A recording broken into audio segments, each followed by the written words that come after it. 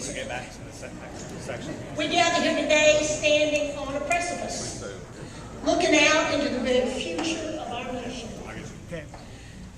We will gain no ground by debating among ourselves how we got here. We will gain no ground by wishing we had a different Republican candidate for president, or by endlessly going on about how nice it would be if my Republican candidate had won the primary. Those days are gone. We move forward here now. This is our candidate.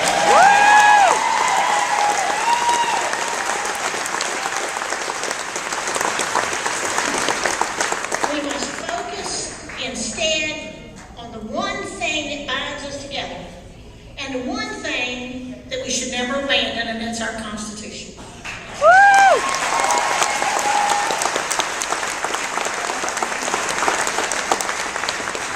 Dr. Ben Carson believes, as I do, that we definitely need to have a discussion on wars, but first, we must stop the bleeding.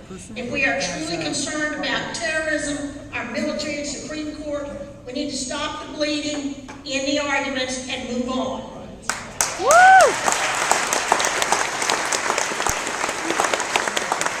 I beg conservatives everywhere to focus on these three important issues: our military, terrorism, and the Supreme Court. We cannot allow ourselves the luxury of standing on high moral ground right now. Our message is very simple. In the words of Mike Pence, folks have had it with the direction the country is headed. They're tired of America apologizing to our enemies and abandoning our friends.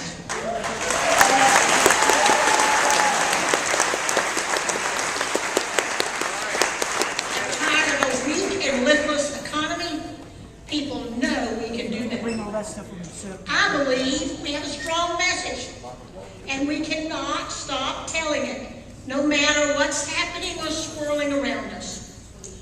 When I was going through really tough political times, when I was an elected official and ran race after race, I would always seek guidance from wiser people who had endured opposition and survived it. Winston Churchill was always one of my political heroes.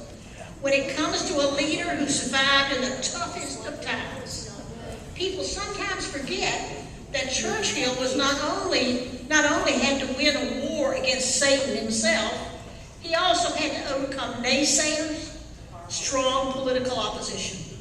Churchill's journey of self-creation and self-assertion was marked by even greater examples of his determination in all odds, and he went against polite and expert opinion, sometimes even in the face of rationality itself. He believed if you have an important point to make, he said this: don't try to be subtle or clever, use a pile driver. He believed that continuous effort, not just strength and intelligence, is the key to unlocking our potential. Dr. Gordon G., who was at one time the chancellor of Ohio State University, was speaking one time at graduation of NC State. You could say wrong.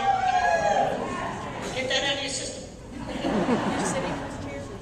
He said, our nation is once again redefining itself. He said the Revolutionary War was fought to determine if we'd even become a nation. The Civil War was fought to determine if we would remain a nation.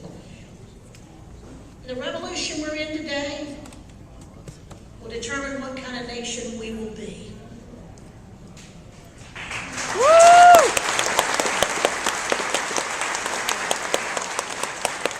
I'll end here with calling all of us to action, to unity, and to headstrong determination.